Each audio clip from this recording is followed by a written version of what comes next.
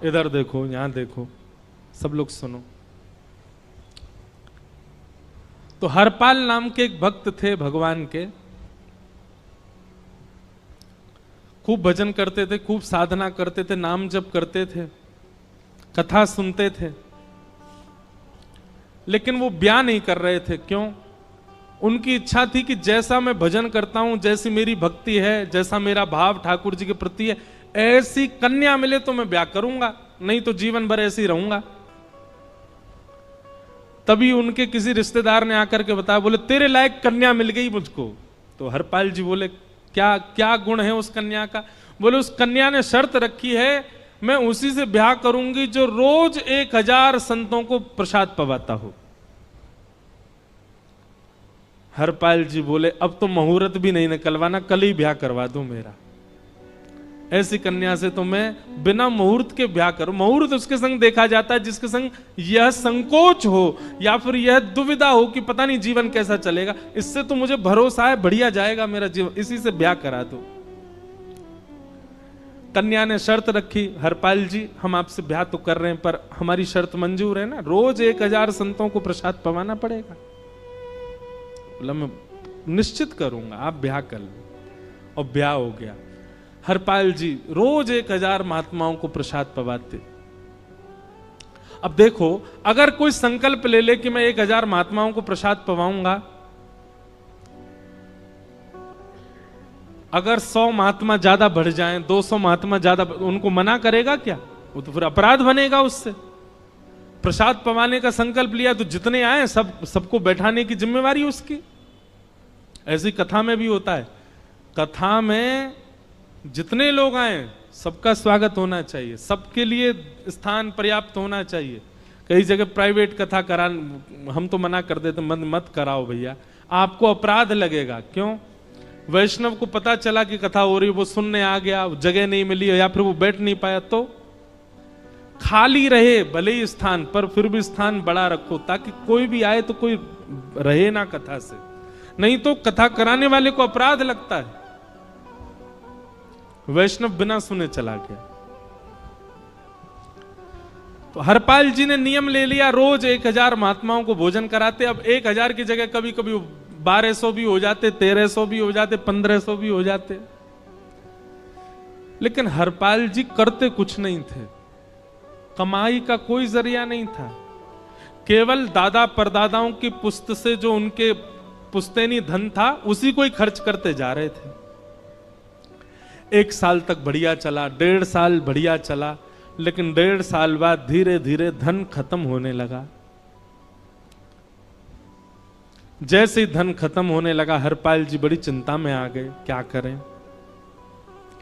पत्नी को नहीं बताते थे। क्यों? बोले इससे तो शर्त लगी, इसको क्यों बताऊं अपना दुख, इससे तो शर्त, मेरी यही शर्त थी कि रोज 1000 संतों को भोजन कराना।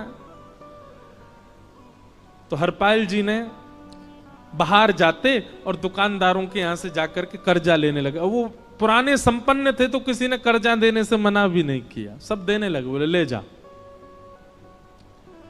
इतना कर्जा कर लिया, 6-7 महीने तक कर्जे में भी उनके संत सेवा बंद नहीं हुई।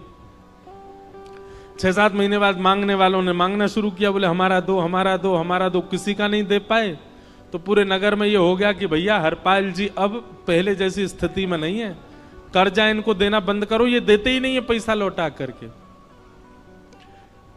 सब बिगड़ने लगा, धन नष्ट हो गया, इज्जत चली गई, लेकिन उनकी संत सेवा नहीं रुकी, रोज संत सेवा करते। एक दिन मन में विचार करने लगे, अब क्या करूं, अब तो मुझे कोई कर्जा भी नहीं देता,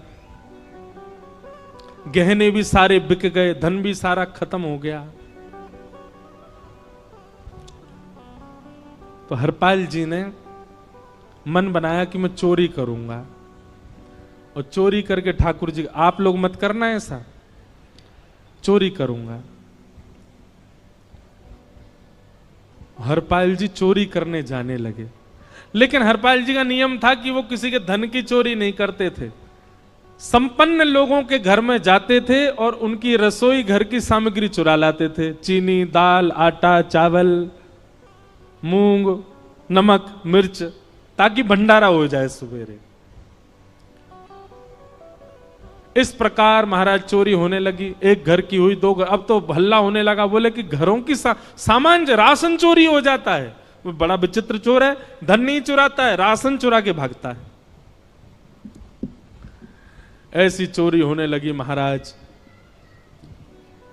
अब तो लोगों ने अपने अपने घरों में पहरेदारी शुरू कर दी कि चोरी ना हो। तो हरपाल जी को और दिक्कत होने लगी, क्या करें, कैसे करें।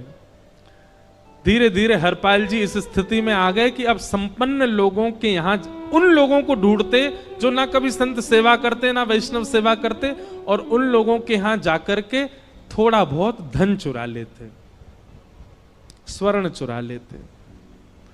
करना कुछ नहीं, अपना घर नहीं बनाते थे, बसाते थे, संत सेवा करते थे। ठाकुर जी रीझ गए हरपाल से। ठाकुर जी बोले, देखो ये सब चोरी कर करके और मेरे संतों को पवारा है। ठाकुर जी बोले, इस पर अनुग्रह करने जाना है। भगवान सिंहासन से उठ करके तैयार होने के लिए गए, और बढ़िया महाराज नकली सी मूछ लगा करके, ऊपर सिर पर पाग पहन करके, और थोड़ा पेट सा बाहर निकाल के, गले में खूब सारी जंजीर डाल के, हाथों की हर उंगली में अंगूठी पहन करके, सोने की जूतियां डाल करके, कौंधनी सोने की पहन करके, और एक बैंत समझते, वृद्ध लोग लेकर के चलते, बैंत, सोने का मड़ा हुआ बैंत लेकर के ठाकुर जी तैयार हो गए, एक सेठ जी बन गए। लक्ष्मी भैया ने पूछा, भगवान बड़ा सुंदर स्वरूप धारण किया, कहां जा रहे हो? बोले, अपने भक्त से मिलने जा रहे हैं। रुक्मणी जी बोली, मैं भी चलूंगी। भगवान बोले, तुम मत चलो, तुम उसको पहचान नहीं पाओगे, तुमसे अपराध बनी जाएगा। बोले, नहीं नहीं, भक्त दर्शन करने मैं तो जाऊंगी। भगवान बोले, जल्दी तैयार हो जाओ। सब लोग इधर देखो, वहां से कोई सामग्री आ रही है, कथा यहां हो रही है, इधर देखो, और फिर हम आंख बंद कर लेंगे, चाहे आप कहीं देखो। आंख खुली है तो हमको ही देखो। रुक्मणी जी एक सेठानी बन गई, ठाकुर जी सेठ जी बन गए, और दोनों ने मन में विचार किया कि हरपाल जी को दर्शन देना है। और यहां हरपाल जी की स्थिति क्या थी? अब संत सेवा के लिए कहीं से भी धन नहीं मिल रहा था। तो हरपाल जी एक मार्ग पर जाकर के बैठ गए और सोचने लगे, कोई धनवान यहां से निकलेगा तो उसको लूट लूंगा, और लूट के भाग जाऊंगा, सारा धन संत सेवा में लगा दूंगा। तभी उस मार्ग पर कोई और तो आया नहीं, ठाकुर जी सेठ बन करके आ गए। और महाराज खूब सारे गहने पहन करके, पाग बढ़िया सोने की जड़ाऊ पाग पहन करके, ऐसे वस्त्र पहन करके, और छम छम करते चलते आ रहे हैं। उन गहने ही बज रहे हैं ठाकुर जी के।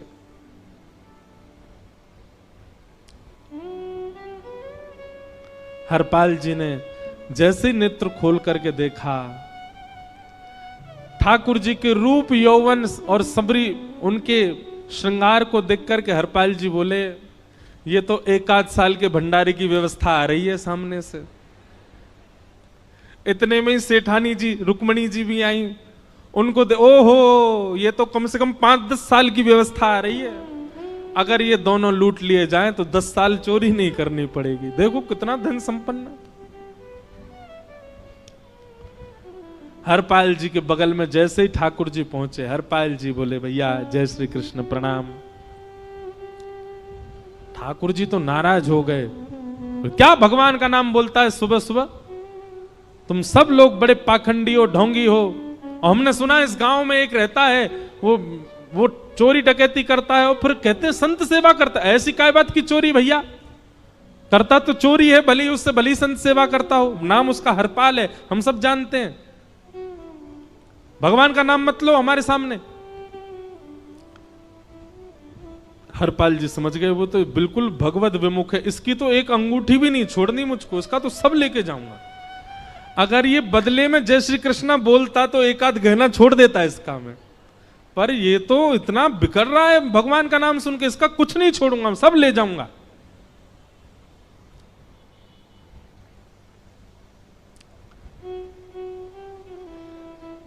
हरपाल जी बोले, हाँ भैया, एक रहता तो है डकैत इस गांव में, और उसका कोई पता नहीं है, वो कभी भी आ जाता है। लेकिन एक मार्ग जंगल में होकर के है, उसमें गांव में नहीं जाना पड़ता। जंगल से गुप्त चुप निकल करके पूरे गांव पार हो जाएंगे, आप शहर पहुंच जाओगे। उसका रास्ता मुझे ही पता है। सेठ जी बोले तो तुम हमको पार करवा दो। हरपाल जी बोले मैं पार तो करवा दूंगा, लेकिन भगवान मेरे घर कुछ मेहमान आए हैं, उनके भोजन आदि की व्यवस्था के लिए मैं तो बाजार आया था, मेरे पे धन नहीं है। आप यदि मुझको कुछ दे देंगे तो मैं घर पर व्यवस्था करके आऊंगा, तुरंत आपको लेकर के गांव पार करवा दूंगा। ठाकुर जी ने उसको कुछ सोने की मोहर दे दी। बोले लो तुम अपने घर की व्यवस्था कर आओ। हरपाल जी ने सामग्री खरीदी, घर पर पहले व्यवस्था करके आए। बोले आज की व्यवस्था हो जाए, क्योंकि आज तो 10 साल का सब चोरी करना समय लगेगा। पत्नी से कहा भोजन प्रसादी बनाओ, संतों को पवाओ। संत पूछेंगे मैं कहां है, तो कहना कि आप लोगों की 10 साल की व्यवस्था करने गए आज। हरपाल जी लौट करके आए और सेठ जी से कहा आइए आइए चल दीजिए मेरे साथ और हमारे संगी चलना बिल्कुल। ठाकुर जी रुक्मणी जी चलने लगे। जैसे ही विहंगम जंगल में पहुंचे, भयंकर भयावह जंगल, बीच जंगल में जैसे ही पहुंचे, हरपाल ने पीछे मुड़ करके देखा, दोनों चले आ रहे हैं। तुरंत महाराज वो तो अपने रूप में आ गया, शेर की तरह गर्जना करने लगा, अपनी लाठी धर दी सामने और अपने सिर का स्वाफा निकाल करके सामने बिछा दिया। भगवान जो सेठ जी के रूप में आया, भगवान बोले भैया ये क्या कर रहे हो? बोले मैं ही हरपाल हूं। सारे सामग्री निकालो, डाल दो यहां पे, एक चीज भी मत छोड़ना, नहीं तो तुम जानते नहीं हो तुम्हारा क्या करूंगा। ठाकुर जी तो थर थर कांपने लगे। रुक्मणी जी बोली देखो कैसा नाटक कर रहे हैं। रावण के आगे नहीं डरे थे, कुंभकर्ण के आगे नहीं डरे, हिरण्यकश्यप के आगे नहीं डरे, और वो हरपाल के आगे ऐसे कांप रहे हैं। भगवान तो मन की सब समझ जाते हैं, कौन ही मारने, वो तुम भी कांपो क्यों? बोले भक्त है भैया, ये हमारो भक्त है। अनुब्रजाम में हम नित्यम पूये ये तन्य रेणु भी, इसने हमारे लिए सब गवा दिया, हमारे वैष्णव संतों के लिए सब लुटा दिया, इसके आगे भयभीत होने में कोई लज्जा नहीं। लक्ष्मी नारायण दोनों कांप रहे और हरपाल कह रहा सब निकालो। ए सेठानी जी कान के कुंडल उतारो। कान कुंडल उतार दिए, नाक की नथनी उतार दी, सब उतार के धर दिए, हाथों के सब कड़ूला आदि भी धर दिए। भगवान ने भी अपने सब उतार। बोले बैंत कहां लेके जा रहे, उसको भी धर दो। बोले अरे भैया बुढ़ापे की लाठी, हम गिर जाएंगे। बोले कुछ नहीं गिरोगे, धर दो इसको। जीवन में कभी रामना जय श्री कृष्ण बोलने पे चिल्ला रहे थे मुझ पे, रखो इसको यहां पे। सारा धर दिया। बोले बहुत बढ़िया हो गया, अब 10 साल की व्यवस्था हो गई। इतने में भगवान की कनिष्ठ उंगली में एक अंगूठी थी। हरपाल बोला ये कहां बचा के ले जा रहे हो, उसको दो। बोले अरे भैया ये तो बहुत बचपन की हमारी अंगूठी है और ये आज तक हमारी निकली ही नहीं है और ये निकल ही नहीं पाएगी, इसको बाहर हम निकाल ही नहीं सकते, इसको तो रहने दो हमारे पास। बोले तुम क्या जानो, इस अंगूठी से कम 1 हफ्ता संत भोजन होगा और तुम पे तो दया करनी नहीं है। चिल्लाए थे मुझ पे जय श्री कृष्ण बोलने पर, निकालो इसको। भगवान खूब प्रयास करें, वो नहीं निकले तो हरपाल जी ने उंगली पकड़ी। बोले इसको काट देता हूं मैं, तुम्हारे पास उंगली रहने का कोई काम नहीं है, तुम उंगली से करते ही क्या हो। और महाराज जैसे ही उंगली पकड़ करके काटने का मन किया, वो काटने ही वाले थे, इतने में ही द्वारिकाधीश भगवान शंख चक्र गदा पद्म धारण करके प्रकट हो गए सामने। रुक्मणी जी महालक्ष्मी के रूप में प्रकट हो गई और दोनों ने अपने अंक में हरपाल को भर लिया। हरपाल जी समझ नहीं पा रहे ये क्या हुआ, दूर हटे। बोले नाथ, बोले हम साक्षात द्वारिकाधीश, ये साक्षात रुक्मणी तुम्हारी भक्ति से प्रसन्न होकर तुमको दर्शन देने आए हैं। हरपाल जी घुटने के बल बैठ गए, रोने लगे, सर रख दिया चरणों में, पटकने लगे। बोले नाथ, मैंने अपने नाथ को लूटा, आज मैंने अपने स्वामी के साथ डकैती कर रहा था, मैं अपने स्वामी की उंगली काटने पर मजबूर हो गया था, इसका मतलब तो मैं पापी हूं। मेरा पाप इतना प्रचंड हो गया कि मैं आपके रूप को नहीं पहचान पाया। भगवान ने हृदय से लगा, नहीं हरिपाल, तुमने कभी अपने लिए प्रयोग थोड़ी किया। तुम्हारी पत्नी भूखे सो जाते हो, लेकिन संतों को भूखा नहीं जाने देते। ठीक है, उसके लिए भले ही तुमने वह गलत मार्ग अपनाया जो नहीं अपनाना चाहिए था, परंतु उसमें उद्देश्य कोई और तो नहीं था, मेरे जनों की सेवा ही तो थी, मेरे वैष्णवों की सेवा। और देखो हरपाल, एक मेरी बात सुनो, आज तुम्हारे मन में ग्लानि होती है कि तुमने दूसरों का धन हड़प करके और उससे संत भोजन कराया। वास्तव में इसका विधान शास्त्रों में यह बताया गया, जिसके धन से भोजन बना और संतों ने पाया, परोसा भले ही किसी ने भी हो, कार्यक्रम भले ही किसी ने भी कराया हो, पर धन जिसका लगता है पुण्य उसी को मिलता है। तुमने तो अपने गांव के, शहरों के उन लोग जो कभी संत सेवा नहीं करते थे, उनके धन चुरा चुरा करके उनको पुण्य बांटा है। तुमने कुछ गलत नहीं किया है। हां, अपने प्रयोग में यदि लेते तो पाप हो जाता, लेकिन तुमने तो एक रत्ती भी अपने प्रयोग में नहीं ली, सब संतों में लगा दी, और जितने लोगों का धन चुराया उन सबको पुण्य प्रदान कर दिया। हम तुमसे बड़े प्रसन्न हैं। हरपाल जी चरणों से लिपट गए, बोले नाथ आप बड़े कृपालु, बड़े दयालु। भगवान बोले अब हमने दर्शन दे दिया, अब हम जाएं।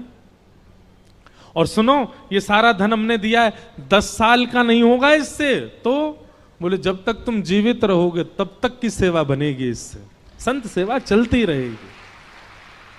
ये सारा धन आभूषण हम लेकर के इसीलिए आए थे ताकि तुमको अब कभी किसी से मांगना ना पड़े, किसी से हड़पना ना पड़े।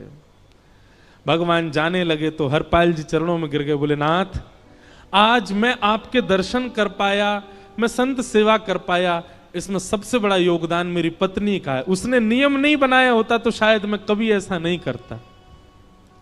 आप उसको दर्शन दिए बिना जाएंगे, मैं उसको क्या बताऊंगा? मैं उससे जाके कह भी नहीं पाऊंगा कि आप मुझे मिले, और उसकी वजह से आप मुझे मिले, कृपा कर उसको दर्शन दे दीजिए।